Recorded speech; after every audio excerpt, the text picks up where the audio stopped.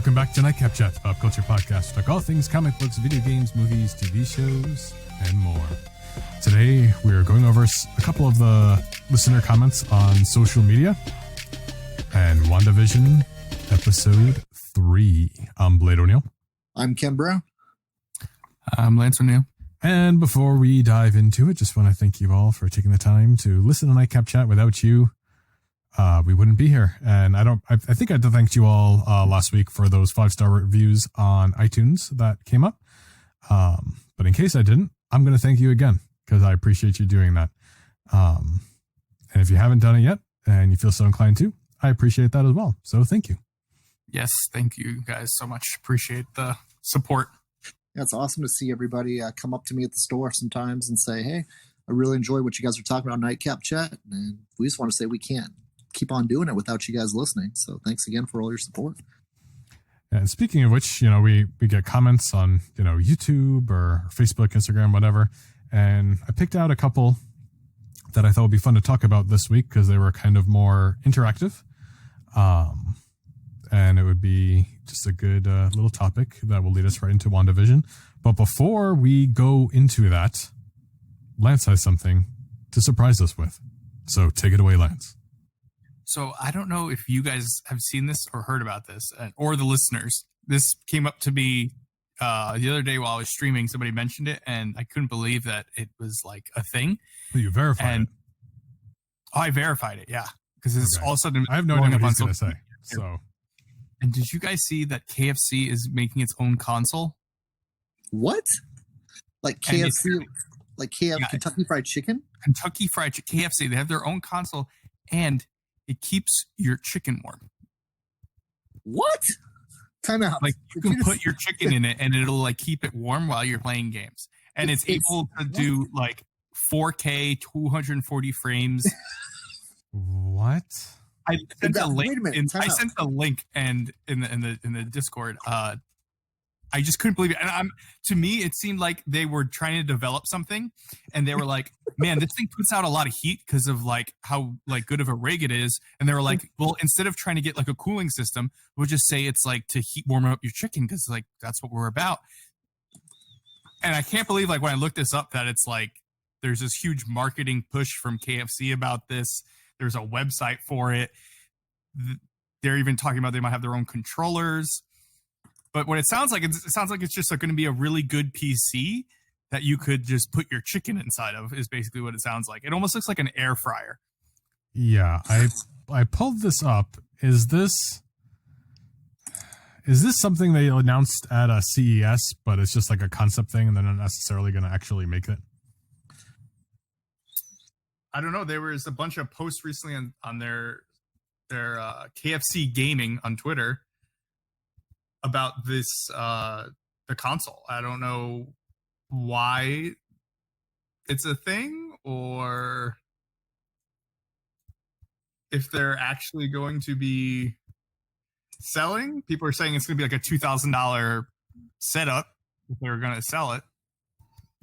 Okay, so there's a Forbes article. So apparently they teased this in June on Twitter, claiming that the console war was over. Kenny is laughing. I'm just thinking about all the different things I could do with this. Can I cook pizza with this? So I can keep my Kentucky Fried Chicken warm? Will I play with like gloves on? Or no, you can't even play with gloves on and eat. You'll still get your controller greasy. I mean, is there going to be a new like grease-free chicken they're going to offer for delivery with the KFC system? Or is it going to come with like wet naps that you can more or less wipe and then touch? Or is your controller going to be a wet nap? I mean, what's going to happen here with this? That's those are great points. Apparently, the system doesn't have a price or a release date, but Cooler Master is collaborating with it to make the hardware. They build PC components, like Lance said. Wait a minute, time out. I just want to ask something real quick. Today is January, or when you guys are listening, January 26th, correct? Not April 1st? Yes, this correct.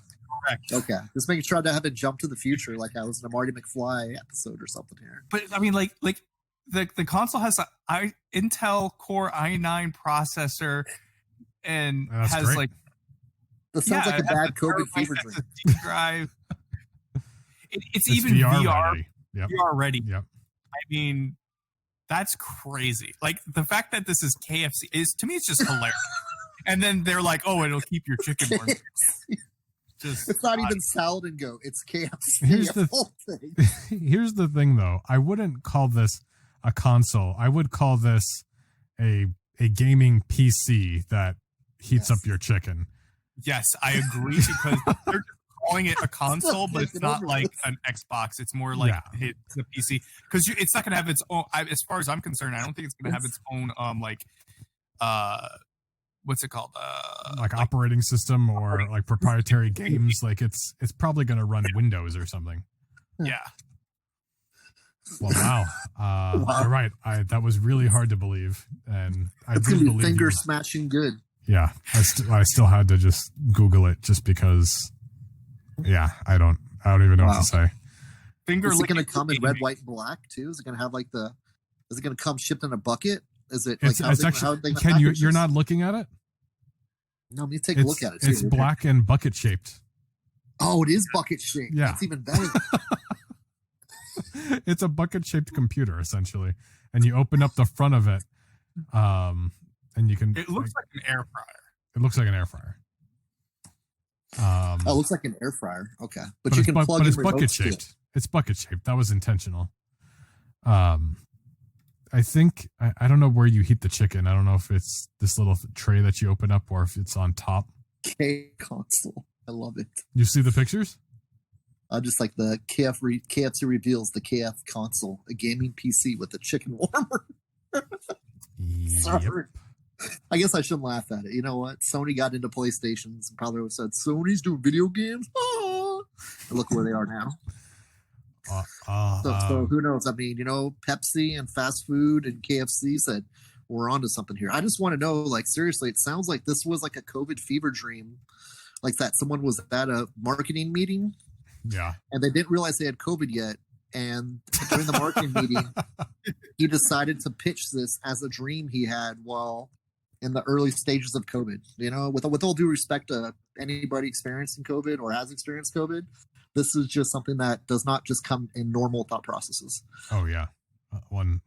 A built-in chicken chamber. I love it. I love it. Actually, do we think this is actually like an obtainable, like is this going to be profitable for them? Well, cool. So. Here's the thing. Cool Master is handling it. KFC is just stamping their name on it, so they're just getting whatever kind of kickback. Does it come with coupons for free chicken? When you buy it? You should get if you're buying a $2,000, you better get like a free meal. It should be like a buy one get one free. Here's the question. It should be like Chicken of the Month Club. That too. The question that needs to be asked is, if this is successful, what kinds of collaborations like this are we going to see in the future? Who else is going to get on the custom console market here? Yeah, well, we all know that, like, after last week's episode, that Burger King's got to jump in because they need all the help they can get. Yes. Oh my gosh. And that's actually the perfect segue for the comments that I wanted to go over, because one thing from last week's episode is a lot of people jumped in on the Burger King thing.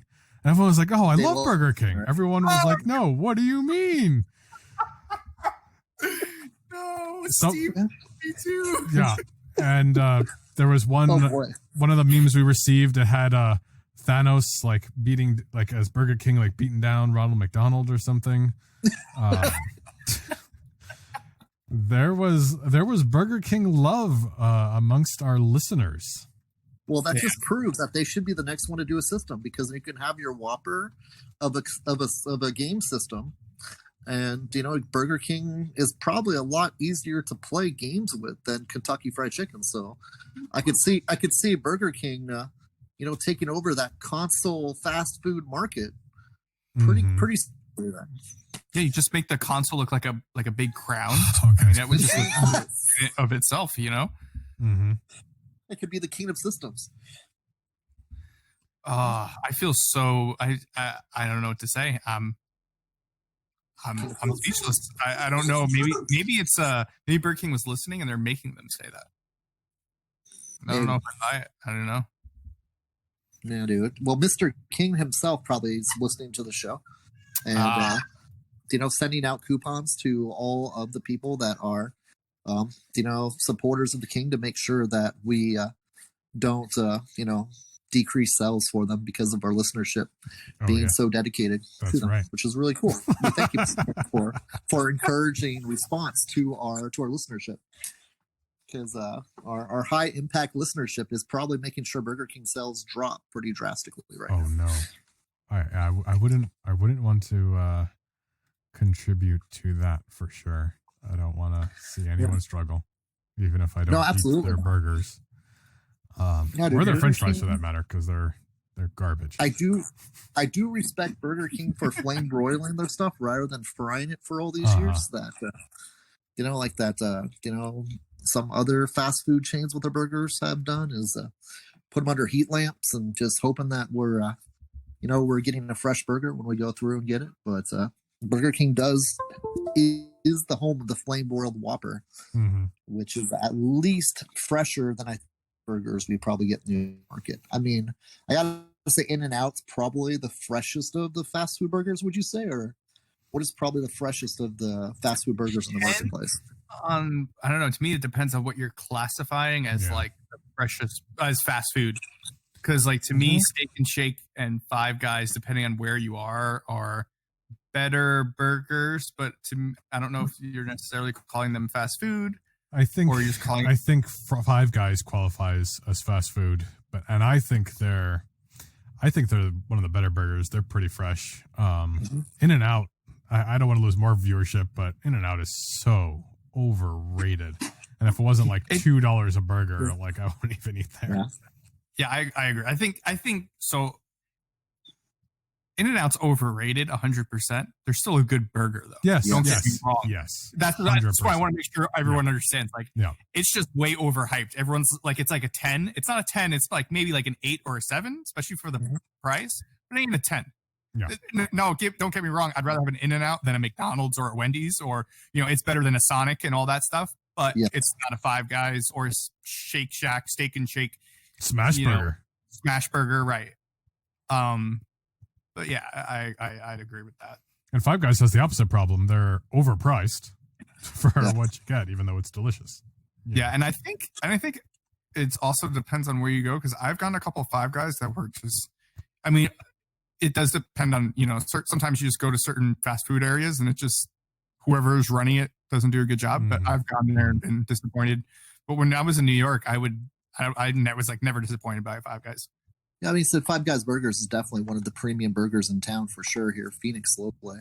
The thing that I guess we would have to qualify, does it have to have a drive-in or drive-through, or is it just go in and sit down? Because if it's a go and sit down place, you're naturally, hopefully going to get a better burger than what they have to keep up with speed-wise through a drive-through. Do some Five Guys have a drive-through? I don't know. I don't think any of them do. So I was just wondering, like, do we have to qualify a class of restaurant for burgers? Or is it just all burgers? I don't think they do, Five Guys. I don't think so. At least I've never been on that. Yeah, I can't remember. But yeah, I mean, because if we're talking about sit-down burger places, like Burger Theory is probably one of the better burger places I've been into too, as well. I haven't eaten there. If it's going up to there, like Steak and Shake, Smash Burger. Or no, not Steak and Shake. What did you say? Shake Shack? Thank you. I get them mixed up. Then there's the opposite side of the spectrum where you have like the best of the worst, where you have oh my god, I missed Burger King. I can't think of the little White Castle. Oh. The original, the OG fast food place, White Castle. My goodness. I haven't had real White Castle in a couple of years now. I picked it up in Chicago a couple of years ago when we went for St. Patrick's Day. We bought like, I don't know, 30. Oh, no, that's not true. We went to Vegas afterward. Never mind. It's in Vegas now. You were there, right, in Vegas when I had it? Yeah. Oh, okay. That was like, we went out of our way to get White Castle one one night. We ate all the White Castle. Me and Joe were waiting for the food at the craps table, and I won like $100 while waiting for the White Castle. It was nice. It's great. Yep. I was so hot that whole weekend in craps. That was good stuff. Before we drift too far off topic because, who doesn't like talking about food? We can talk about food forever. I mean, that's a universal human thing, right? One thing that brings us all together, it's food, good or bad, right? One of the first comments that I wanted to go over, Jesus G, he comments on our YouTube quite often. So this time we're gonna talk back to him in this episode. So he left a comment on our last episode 85, Wanda Schnitzel, which is what we named it. And Jesus, I hope I'm saying that correctly. I mean, I would assume that, but forgive me if I'm not. But he says, loved WandaVision. The pacing is so good. Everyone is saying the pacing is slow. This, quote, reality that Wanda is creating based on sitcoms from the decades. The commercials in between was great. Also, did you hear that Ethan Hawke has been cast in the villain role for Moon Knight? He says he has a feeling that he's Bushman, which made his debut in Moon Knight #1, 1980, which he has in a high grade, but he needs to send it to CGC. So nice. You guys have any thoughts on that? I think Bushman is #1 villain for Moon Knight. I mean, he is kind of, if I remember correctly, like not a bounty hunter, but like a oh my gosh, dude. He is a mercenary. Thank you. My apologies. And he is Moon Knight's #1 nemesis in the comic over the years. And so I'd love to see Bushman be the rival of Moon Knight in the first season for sure. That would be awesome. Okay. I'm going to be honest. I don't know who Bushman is. Is it Bushman or Bushman? I think it's Bushman, but either way, Bushman, okay. Tomato. He wields an awesome sword. Pretty cool guy. My Moon Knight knowledge is very, very limited. But if let me ask you this: if he's a #1 villain, do you start with that? Is he like #1 villain? You start with him, kind of like, is it like Spider-Man, Green Goblin? And like, how do you do that? Is that #1 or is that #3? Well, he's part of his origin story, so I think it's more of we'll come back to that kind of a thing. If that makes sense, Yeah, I think like you had the Mandarin Iron Man, Yeah, weren't they partners on a mission or something like that when it first started? Before? They were in Egypt or something, and they were. I don't know if they were working together or they're both there or something. I don't know. I'd have to look it up. Well, if he's part of his origin, why wouldn't he be the first one then? I'm just saying, like, I don't know if. Well, I think he's part of his origin, so like similar to like Iron Man 1, where you had like the Mandarin and the 10 Rings is kind of like the main antagonist to that movie. Yeah. It's involved, but it's not necessarily the Mandarin. Yeah. He like they're there and it, but it's not. And during his origin, he was working for the guy. So, I mean, he could just still be in it and just not be like the villain, It's just setting up for that future, Or similar to Spider-Man with like, Norman Osborn being in a movie. It doesn't have to be, Green Goblin right away. Right. So the first season can just be more or less Mark Spector and whoever what's Bushman's secret identity? I can't remember his or alter ego. Raul Armand Bushman. So the first season could be have an Egyptian Indiana Jones raider type adventure with the two of them going after whatever artifact they're looking for. Then at the end, obviously, there's the big betrayal, and you get the creation of Moon Knight and the creation of Bushmaster at the same time. Bushman, not Bushmaster. That's a different character. Bushman. Yeah, my bad. Bushman. My apologies, dude. Yeah, Raul. I think it is Raul. Yeah. What's interesting too is that in one of the more recent episodes of the new Spider-Man animated series, Moon Knight was like a main person in like a couple of the episodes that comes to help Spider-Man, which is interesting. Yeah. Yes. Obviously, that's intentional. Right. Now, how cool would it be if they had Werewolf by Night somehow involved with this too? So That's where Moon Knight That first would appeared. be very cool. I think it would make a lot of sense between the Morbius and the Blade stuff. That's probably going to be happening soon. I mean, it would just help everything together. Yes. And if we think, if we still think Mephisto is going to show up at WandaVision, like there's a lot of good things happening. Yeah, I've been reading up more about that with the twins and WandaVision and Mephisto. And, do you think they're going to go comic accurate? Because that's where they're going. That's why I think everybody thinks Mephisto is going to show up because of the Tommy. Yeah, Tommy and Billy. Yeah, Billy being more or less constructs that Mephisto's making to try to cross over into this realm. In short, I do think that's where we're going, and I'm even more confident in that now. But before we shift our gears completely to WandaVision, I wanna do Billy Gorski's question. It does have to do with WandaVision to an extent, but a little broader. And I'd love to hear you guys' thoughts on this. Billy says, everybody assumed WandaVision would be like Tom King's Vision story, but I found it more like Phoenix Resurrection, where Jean Grey took over a small town, made it her own reality with her loved one, and even people like Wolverine snuck in to find out what's going on inside. If true, how do you feel about taking stories from other comics? Because it does essentially change it up a bit. That is interesting. I think it's a good point, and I think they have to do it, or else you know what's going to happen as a comic book fan, and to me that's kind of boring. You know, it's kind of cool to see some things come to fruition and some things be, kept the same, like the snap and stuff like that. Mm-hmm. But how it happens and how you get there needs to be more of a mystery, I think, to the comic fans. And I think it's fine when you mix stories, because I don't think at the end of the day you're going to be able to do them all. So if you could pay homage to multiple stories at one time, I'm not against it. But you just don't also want to waste huge stories. Like if you did that, if you just kind of brushed over the Infinity Gauntlet, that would have been horrible, But I think this works well, and I think whatever they have planned is going to be good.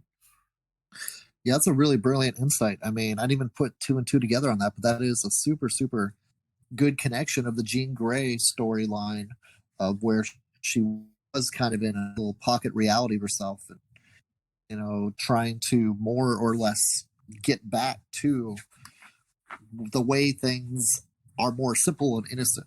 And that's kind of exactly what you're seeing here inside of WandaVision. That story was super, super good. I know what he's talking about. That Jean Grey Phoenix story was pretty epic of them. Like she put like a little bubble around herself because that was her safe space. Mm-hmm. And who knows, maybe that is exactly what's happening here. I mean, Sword obviously is got more influence over what is happening than in the Jean Grey story, where it was just her making her own safe space because she was afraid of what would happen with her abilities. And but I could totally see them. I mean, I think I'm thinking of the exact same story Bill is referring to there, but because there's been like a couple different Jean Grey stories where she's done that. But that would be awesome if that's where they're going with this, of like that Sword's trying to pull Scarlet Witch out of her bubble. But I think that would be awesome if that's where they're going with it. And I think it's perfectly okay for them to pull from stories like that, because it does relate to something Scarlet Witch would go through. Yeah. And it doesn't have to be exactly Jean Grey. It could be anybody going through those psychological issues after a major loss or after a major event, what happened in Endgame. Yeah, I mean, for this specific instance, as far as like Phoenix stories go and Jean Grey stories go, I mean, like how many are you going to do? Obviously, you need to do the Phoenix. You should do Phoenix and Dark Phoenix, especially since Fox did not handle it like that. Fox did not give her the Phoenix Force and have her, do the Phoenix Saga before the Dark Phoenix Saga or anything like that. I definitely see that connection. I also think it's fine. Like there's a little bit of different stories in here. Like, there's a little bit of House of M. There's a little bit of the Vision story. I mean, there's definitely different elements from different stories that are combined here. Cause I mean, quite frankly, like Lance said, like you're not going to do them all. So do them here and you're making it interesting. Now, as far as taking other people's, story arcs and giving them to other characters, I think I don't think it's not necessarily black and white. Or maybe it is kind of black and white. There's a line, if it's significant, like you don't want to give the Infinity Gauntlet story to Moon Knight, or whatever. Like you don't want to make Moon Knight Thanos, or you don't want to do the Dark Phoenix saga and have it be, Captain Marvel who does the Dark Phoenix story with the X-Men. Or do like Armor Wars without Iron Man.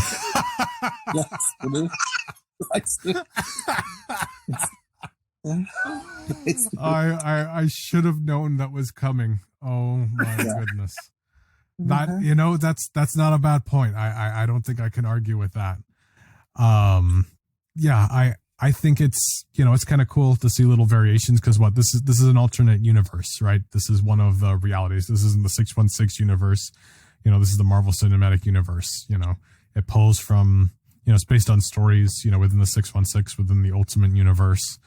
As long as we're not wasting these particular story arcs that we're giving away to other people, it's great.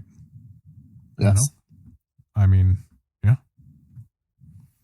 Lance is bitter about the Armor Wars thing. Yeah, sorry. I was going to say, you have to have Iron Man with the Armor Wars.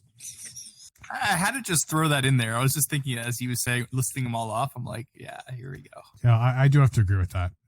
Especially since I feel like, Iron Man 2 and Iron Man 3 was a little bit of Armor Wars with like Hammer's making armor and the military wants the armor. I thought it was like a very, very loose kind of reference to it already. Yeah. So it's kind of like spinning off of that. But we'll see what happens. So, on that note, WandaVision, episode 3. My goodness. I don't think I mentioned this last episode, so I just want to start by saying, like, how incredible is this? Like, we haven't had an MCU thing for a solid year and a half, and when we sat there, on our comfy couch with our big TV, with our surround sound, we had some food, we had a drink, and just the Marvel Studios logo starts rolling, and I literally started getting teary-eyed. I was like, wow, like it's starting again, and I'm here, in my own home, and it's been so long since we had a Marvel thing. Like, and I don't know, maybe that seems a little dramatic, but it was awesome. That might be a bit much, but I mean, I was excited. literal tears. I was happy they refreshed it for Disney Plus because I like the whole thing with the Star Wars. You got that whole introduction from Mandalorian where they did a new entry to Star Wars on Disney Plus, and they did the same thing for Marvel, which I thought was kind of cool to. Even though it's part of the cinematic universe, it is the Disney Plusization. I don't know, Plusation, whatever that mean is, whatever algebraic term I'm trying to make up for Disney there. Yeah. Of like it's its own unique brand inside of Disney Plus rather than what you go see in the theater, which I thought was kind of cool. Yep. Yeah, it's awesome not having. Maybe that is going to be the. What you're watching is connected, and like the Netflix shows, you always know where you're connected, but you kind of felt like it kind of wasn't. Like you're like, yeah, this is the same, but like at the same time, you're not seeing anything else but just them. So that's what was really cool. That Marvel whole studios and seeing all the old movies and it's real cool. Just equally, I love the closing credits artwork they did with it too. Oh yeah, with the light show, the Vision and the Scarlet Witch part of the story as they do their credits. I think that's really fun too. It kind of reminds me of like old school TV shows where they all had, ending to it. Do you know what I mean? It was like what they did with Mandalorian was amazing with all different shots, but this feeling like it's the end of a TV show from week to week with the same type of ending with the credits going was really kind of cool too, I thought. Yep. 100%. And this one, took place in the 70s, and Wanda got more and more pregnant very, very fast, and then she had twins.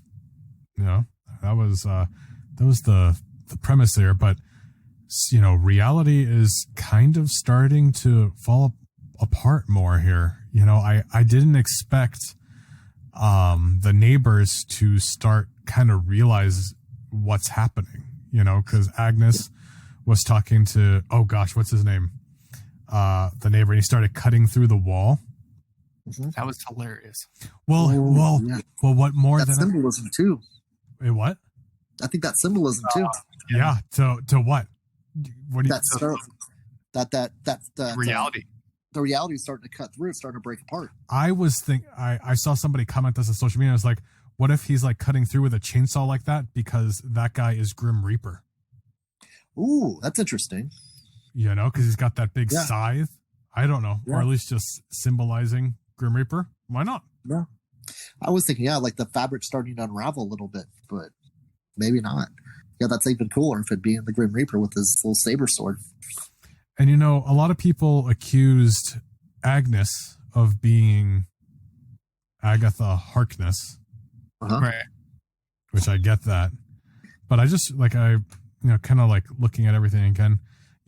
Deborah Jo Rupp is a little older. Why couldn't she be Agatha Harkness? I don't know. I'm not basing that on anything. She was really silly. I'm just throwing it out there just in case it turns out to be true. No, yeah, for sure. Because I think everything's a misdirection right now. So maybe they're doing Agnes on purpose to make you think she's Agatha. So do we think that, how like when Vision goes outside and he's like talking to them and they're like, and he keeps saying like, we are, and then but they don't say it. Do you think that they're saying that like we are like, you think that they're sword agents, or you think that they are just people that stuck in her reality that know that they're in her reality?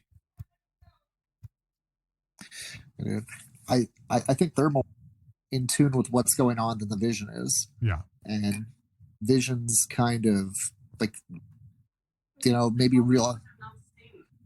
Yeah. It's like they both said to each other, like as Susan said, like, don't say anything, like keep quiet. Shh, don't say.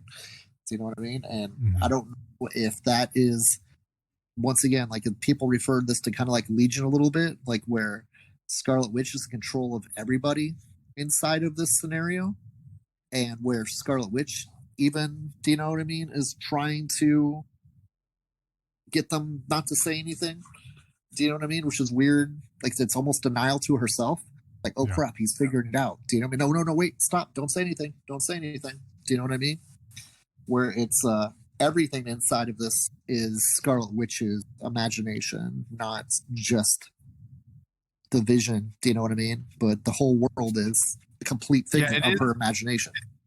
It definitely is, because anytime she went through something, whether it was pain or whether it was mental or physical, everything everywhere would start to like fall apart. Like, right, the pipes would start bursting, and even the neighbors' power would go out because she was like, getting the Braxton Hicks contractions. And this was the third time that reality started going where she didn't want it to, and then she changed it. This is the third time. She did, yes. When Vision made the comment, and in the middle of Vision talking, it went right back to a different outcome. So, which is showing Monica control. And Monica may have been thrown out by her, not pulled out by the company at the end. And it was thrown out. She was thrown out. Yes, and the company on the other end is trying to figure out a way to get into Scarlet Witch. Does that make sense? Yeah, Sword is trying to infiltrate this. Like Sword is set up outside of this. Instead of them controlling the environment. Yeah, instead of trying to control her environment, they're trying to break into her environment. Yep. Yeah, she's too powerful for that. Like they have to be, like more sticky. And honestly, like, I didn't see that coming. I didn't realize that she was going to be working for Sword. So that was kind of a fun little surprise for me. But man, when she said, like, oh, I was a twin. I had a brother, Pietro. And then she said, he was killed by Ultron, right? I was like, oh man, Yeah. what is gonna happen? You know what I did after this episode too? Ironically, what was the thing they recommended watching after this Age episode? of Ultron. Did you see that? Age of Ultron. I watched it.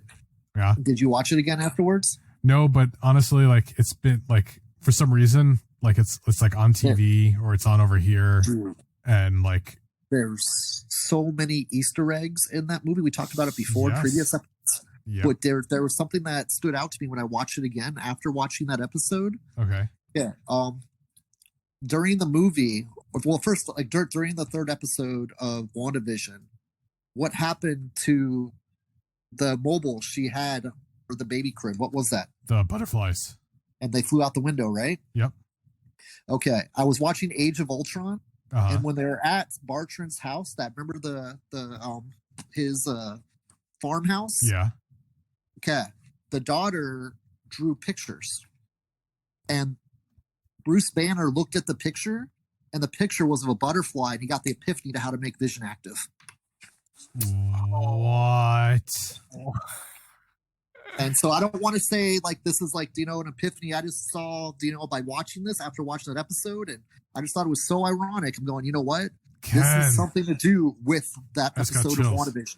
So yes. the big thing with the butterflies, like the buzz around the internet, because it was a monarch butterfly specifically on Vision's nose, people were drawing, lines to Doctor Strange, because when he's like flipping through realities, there was a whole thing with the butterflies, and he reaches out and touches that one, and it's a monarch butterfly.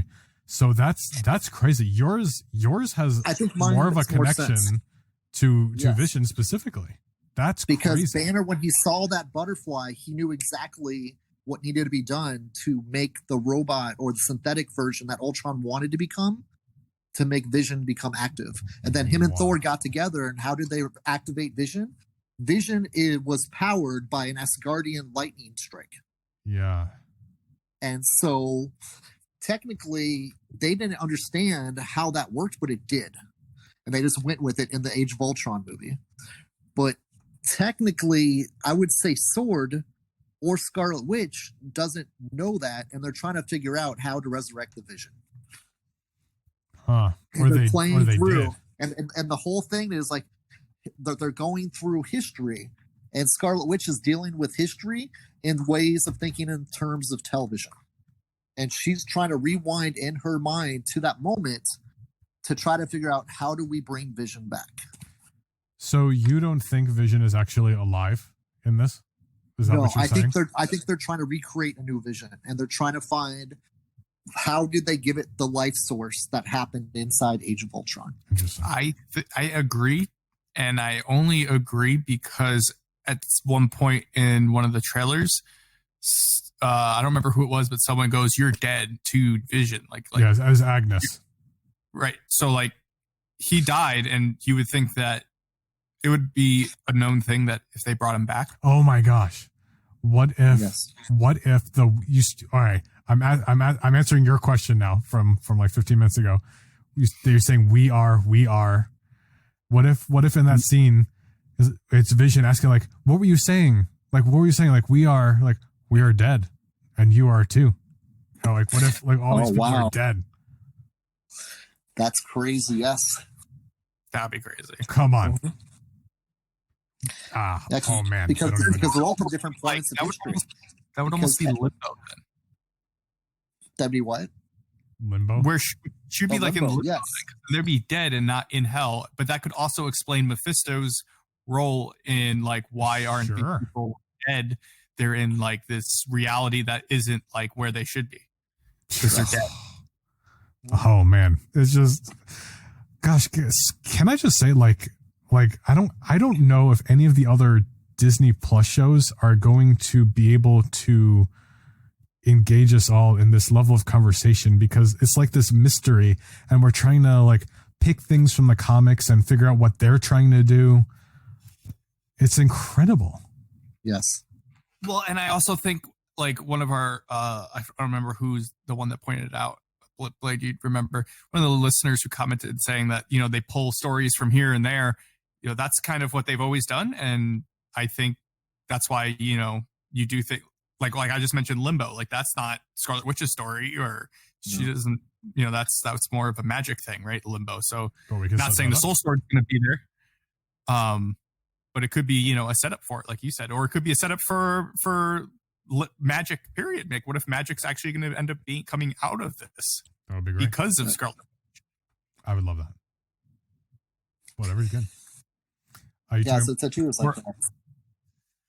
I think we're getting like super close because I really do think that this is just the more I think about it, I think this is less inside of Scarlet Witch's head, and they're trying to figure out a way to bring back the love of her life, and that's the goal that she's working with Sword to find a way to. Well, you got to go into this immerse thing and remember everything, and if you have to make it as real as possible, recreate everything that you can think of going back to your childhood, which is something at her age, when she was a child, she was probably watching a ton of Nick at Night or a ton of TV shows, and that's her safe place to get her to be to that comfortable spot to try to recreate moments to get her to get to that point of, I was there when Vision was created, but I was not completely there, so I have to try to help figure this out based off of any type of conversation, any type of relationship, any type of memory I have with the Vision. And that's why the Vision is there the whole time. You know what's crazy? During that episode, we probably saw Monica Rambeau's origin.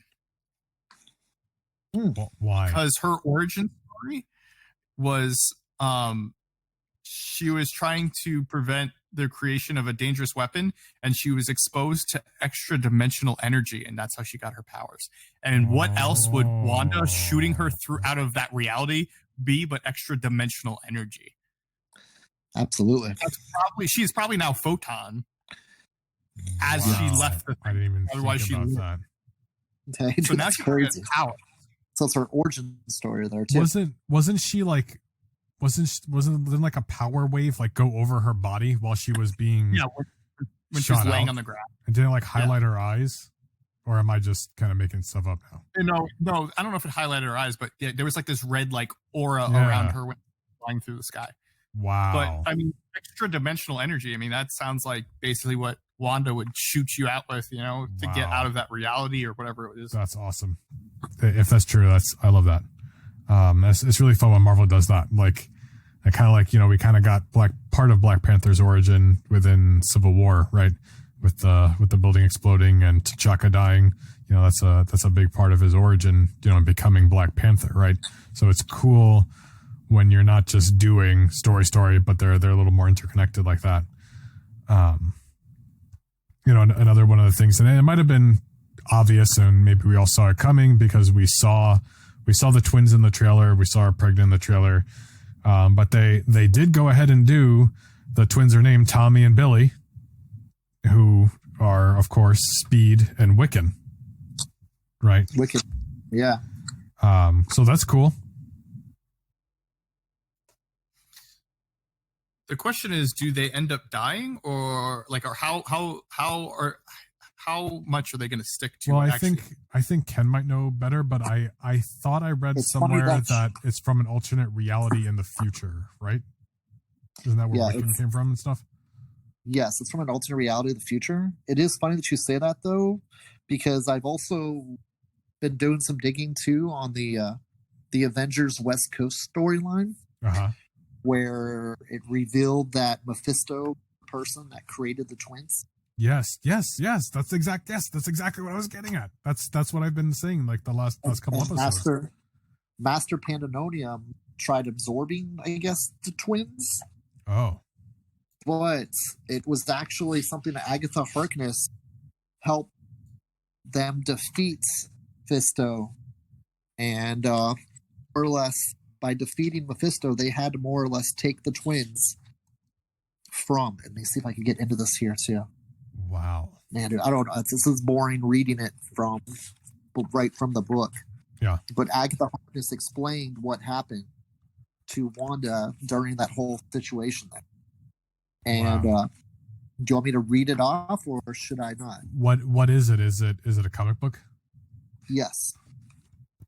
Yeah, I mean, if you think So, whatever you think, or pretty much, I could say like that. What Agatha Harkness was wiped Scarlet Witch's mind the memory of her twins. oh wow, Like that, she's kind of in a shock. And then they said, like, Wanda, like, what happened? Wanda and Mephisto cried out at the same time. Now he's vanished. It's like we're back in California, back in the compound. How? And then Agatha Harkness steps in because she was there during the whole thing. That was my doing, U.S. agent. I brought you here as soon as the last vestige of Mephisto's power faded from that place. wow. Miss Harkness, you defeated Mephisto? You have that kind of power? No, Dr. Pym. I do not, but Mephisto laid the groundwork of his own undoing when he reabsorbed the portions of his essence which had become Thomas and William. Knowing them to be still bound by the spell Wanda used to create them, I was able to erase them from her memory. The resultant shock in Mephisto's system was enough to disperse them again for a little while at least. So wait a minute, what Wonder Man says, what blazes are you saying, lady? That you mean you erased Tommy and Billy? Calm yourself, Wonder Man. I shall explain in detail. Wanda longed all her life for the kind of normal existence forever denied her by her mutant powers. She so greatly desired a family in her mind, the perfect symbol of a peaceful, happy life, that she suffered what in a human woman would have been a hysterical or imaginary pregnancy. In such cases, there is usually no child to be born, but Wanda's power to change probabilities created Thomas and William, twins, you see, to double the fulfillment of her dream. Since her power cannot create true life, she reached out unconsciously to snare anything which would function as souls for the newborns. What she caught, still much weakened by the recent separation, was two of the missing pieces of Mephisto. But Miss Harkness, what will happen now? I know Wanda, when she returns to consciousness, her first thought is almost sure to be of her children. And then Agatha Harkness said, no, it will not, Wasp. To spare her that pain, I've closed that corner of her mind for all time. The little creatures she created are gone, restored to their original state. For Wanda, it will be as if they never were. Wow. That's how. Then U.S. agent stepped in and he said, but that's inhumane, to make a mother forget her child. If that happened to my mother, it would kill her. It was the course which afforded the least opportunity for continued harm, U.S. agent. You must trust me in this. In the time I have known her, Wanda has become in my heart very much the daughter I never had. I would not have done that.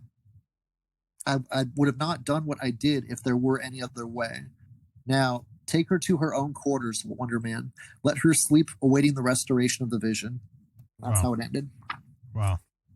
So this kind of sets up, now I read that just now. Did you ever read Avengers Disassembled? I don't think so. Okay. There was a point, Wasp was in this story right here at the end of this story. So she was part of this West Coast Avengers story. Mm-hmm. At the end of Avengers Disassembled, like there was a point where Wasp said something about her kids for the first time. And that snapped back Scarlet Witch's memories just like that. Wow. That's what led into Disassembled and into House of... Okay. Interesting.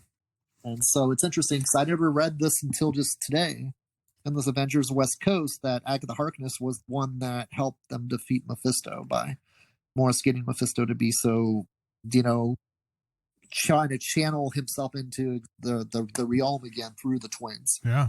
It almost makes me wonder if we're going to get a U.S. agent cameo, at the end of this, because we know he's going to be in Falcon and Winter Soldier. I think you'll see the next Disney Plus show. I think you may see Janet Van Dyne. Really? Or someone that's close to Scarlet Witch. Do you know what I mean? Because inside of the comic series, someone was there that was supposed to be all hush-hush, and she accidentally let it slip in the Bendis story, and that's what triggered psychosis again. Well, in the MCU, Wasp has never even met her. The what? But that's so just, maybe, but someone that's not the Wasp, but someone that's symbolically close to her. Maybe Monica. Do you know what I mean? But Monica would be like, she made her snap already. Like Monica made a mention of Ultron, and she yeah, yes, that's almost that moment already. Exactly. So it's exactly right. That moment may have already happened with Monica. saying Ultron. It's about Quicksilver rather than her kids. Yeah. And the actress already said, to play Scarlet Witch, that after episode 3, episode 4, everything's going to start getting crazy. So, that could just be exactly it, where now we're going to get like the House of M crazy, like no more mutants, or everything's just going to get, it's no longer a TV show. This is going to turn into, I think it's still going to be TV show, but it's going to be interrupted because we're missing at least 2 TV shows. And this one was still a TV show, but it got more crazy. So it's probably just going to be a little more, maybe we're going to start getting more reality intertwined with these TV shows. Is the last thing that's going to make her snap is her kids disappearing? Because her kids eventually just are reincarnated, right? It's not like her kids are really supposed to like be alive and they're there. I mean, they're supposed to like, they shouldn't grow up within this timeline.